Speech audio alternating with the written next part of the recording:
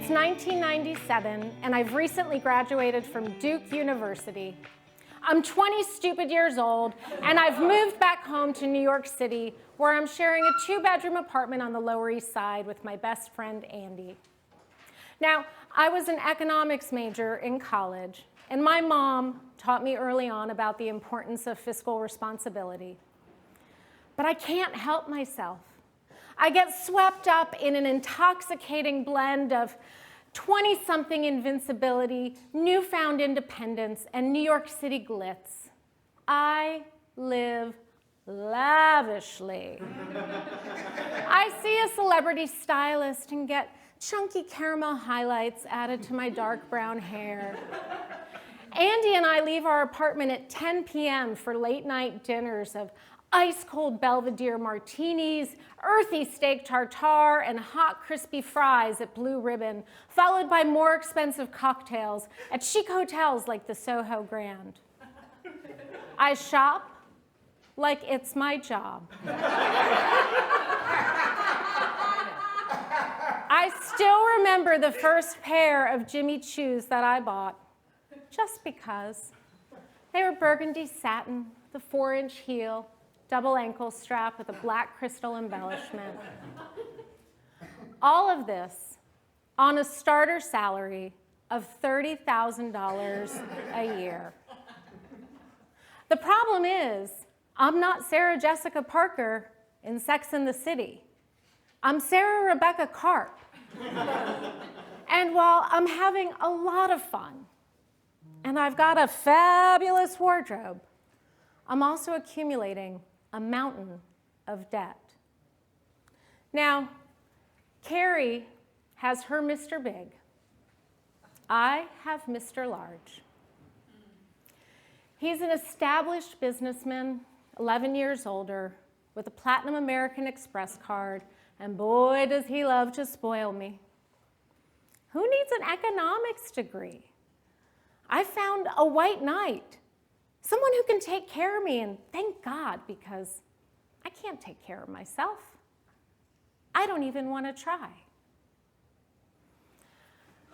As I've found a financial savior, I reject the recommendations of my parents. When Large and I announce that we're moving in together, my mom pulls me aside, puts her hands on my shoulders, looks me right in the eye and says, "Sarah, keep some money for yourself. A woman should always have her own money." And I nod and I smile and I think, what money, Mom? All I have is a Jimmy Choo box full of credit card receipts. Besides, what could be more grown up than a joint checking account? When Large and I announce that we're getting married, my dad pulls me aside, gives me a copy of a book titled "Prenups Are for Lovers." And he says, "Sarah, always protect what you have." And once again, I nod and I smile, and I think to myself, protect what, Dad? Large has a garage full of luxury cars and a 6-figure salary. All I have is a closet full of expensive shoes and 5 figures of debt. I start to sign senselessly. Credit card bills, sign. Tax returns, sign. Mortgage application, sign. I don't read anything. I can't be bothered with details. And the ultimate example of this carelessness comes when I go to consolidate my debt. And of course, I don't read the paperwork. And I wind up signing up for debt insurance. I make the payments for over a year before I realize my mistake. And at that point, I actually owe more than I started with. Each bad decision compounds on the previous bad decisions. Screwing up the debt consolidation was just the final straw. It's clear to Large. It's clear to me. I'm no good with money. Large strips me of my financial responsibility, and I am relegated to sit on the sidelines of my own financial life. As an observer, I'm no longer an active participant in the decision making. And we really don't communicate about money, except when he tells me what I can spend. One time, I go to him because I want to replace some makeup that I wear on a daily basis. And he tells me that I can buy it, but then because money is a tool used for control, he tells me that he'll give it to me as part of my Christmas present next month. Now, I should be angry. I should be shocked, but I'm not. In our relationship, money is a weapon. Fast forward, it's 2009. Mr. Large and I have recently separated because we're getting a divorce. I'm 33 years old, and I'm living in a dilapidated house in a small rural town outside of Charlotte, North Carolina.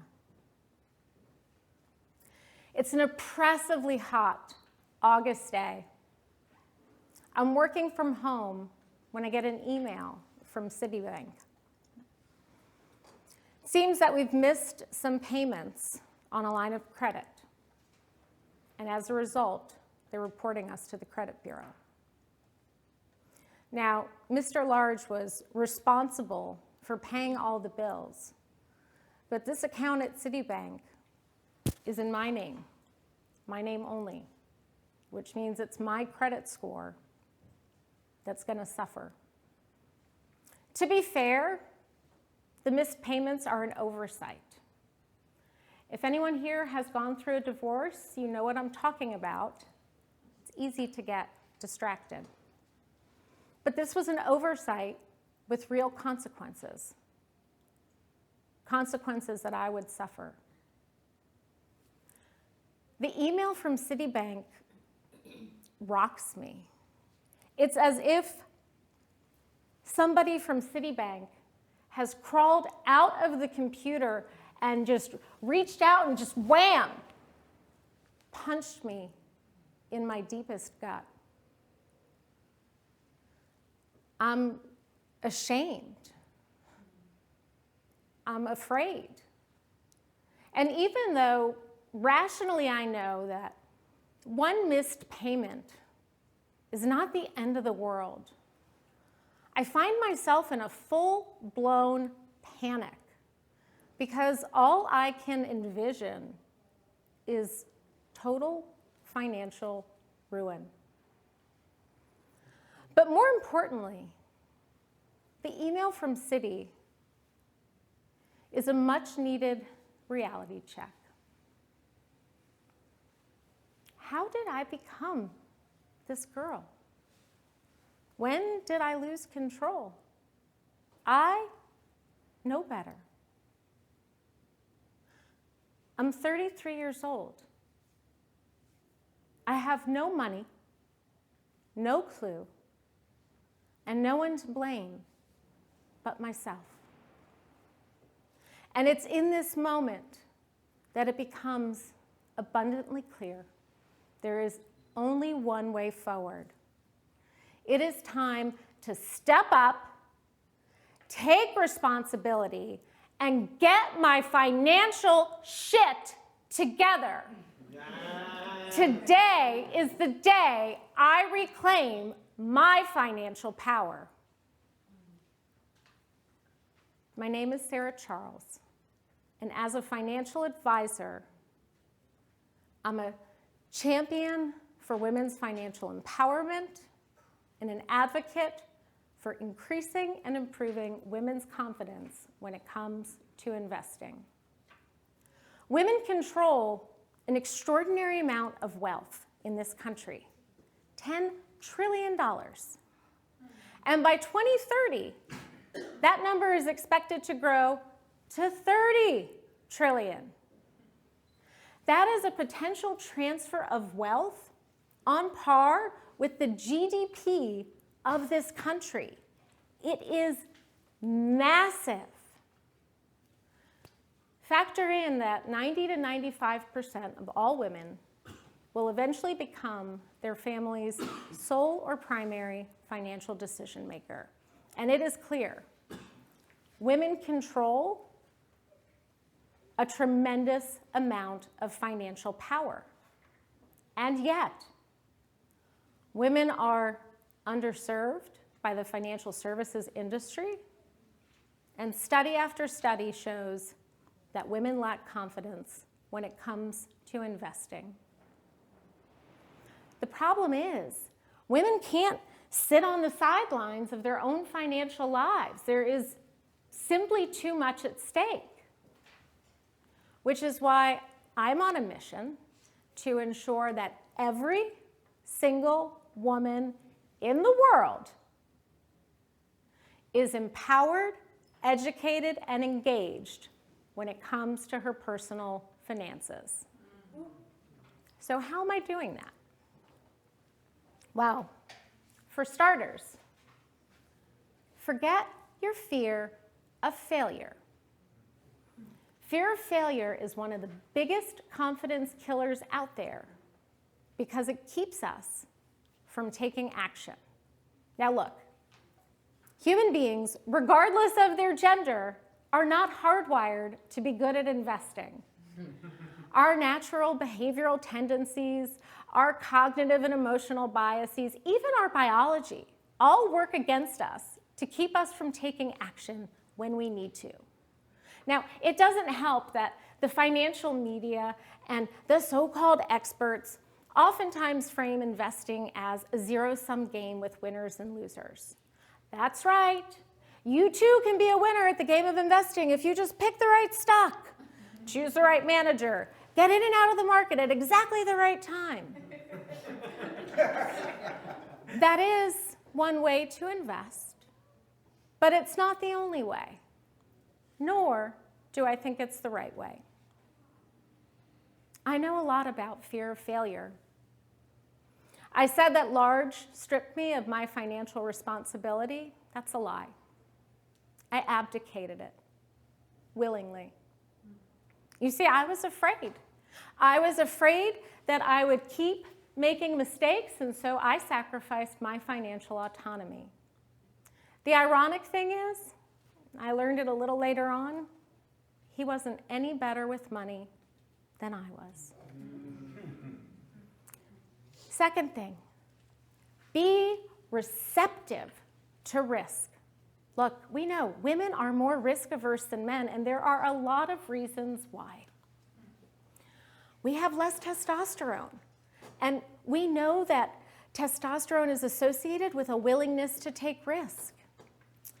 In the book, The Confidence Code by Katty Kay and Claire Shipman, they talk about the good girl lesson.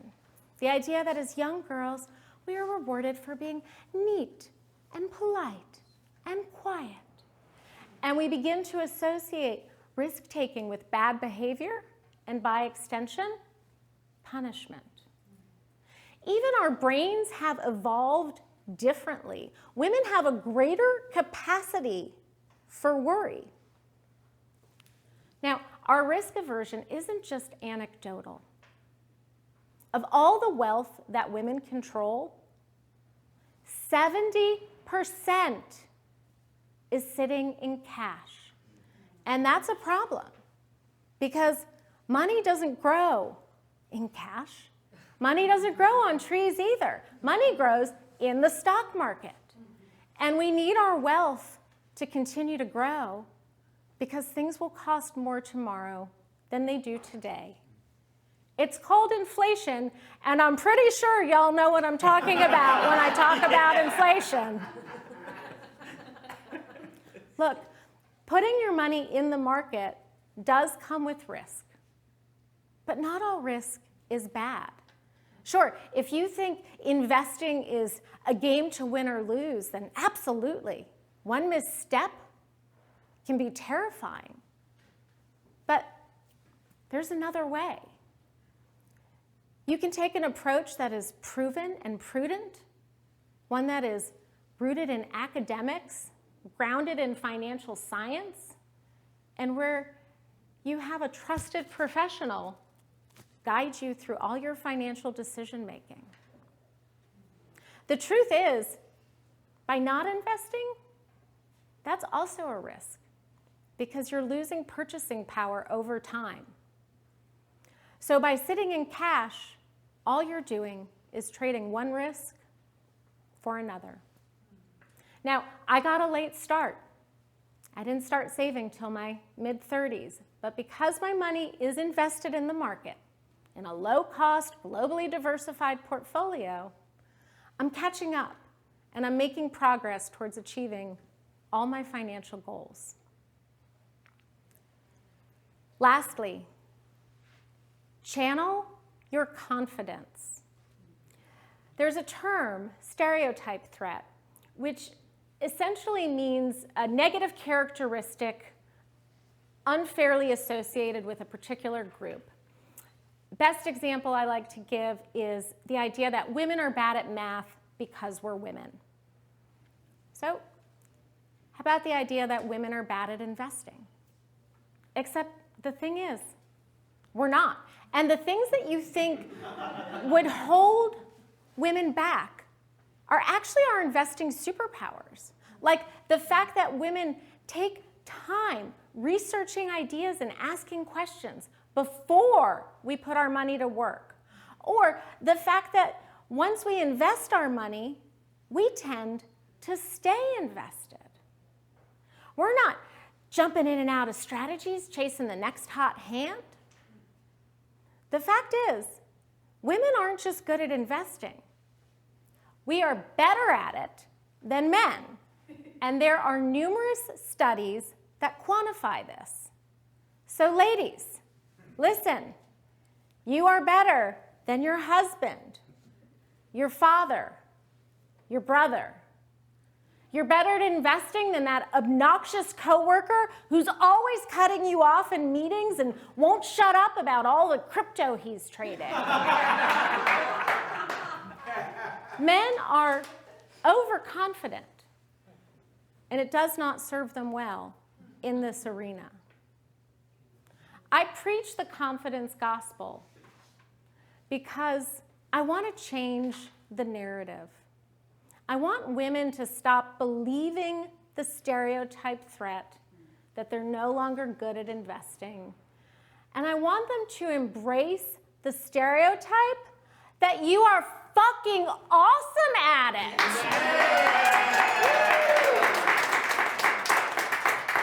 And ladies, if you need a little inspiration, just look to the most powerful woman on Wall Street.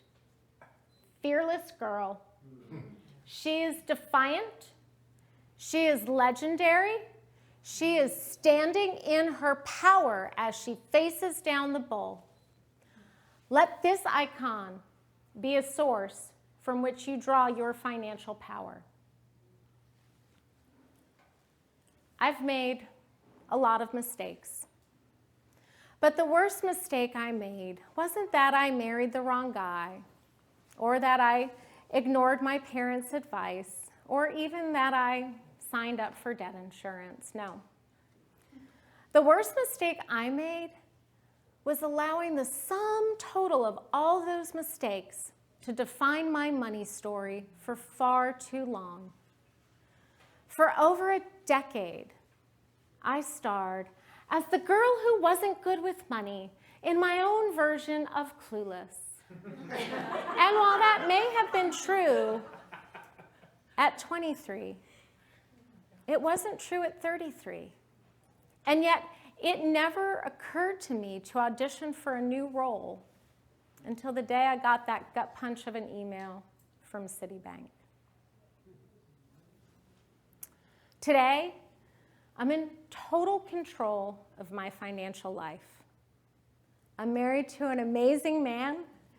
We communicate openly and honestly about money. It's not a weapon. It's something we share. And because of that, it's a source of strength in our relationship, not a source of stress.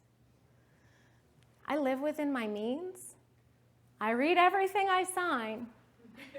The only debt we have is the mortgage on our house. I'm saving actively for the future, and I still have enough left over to buy fabulous shoes.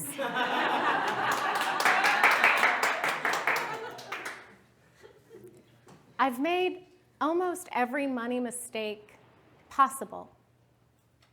And now I want my story to be your survival guide, because what I've learned and what I know is that it's never too late to write a new money story. Thank you.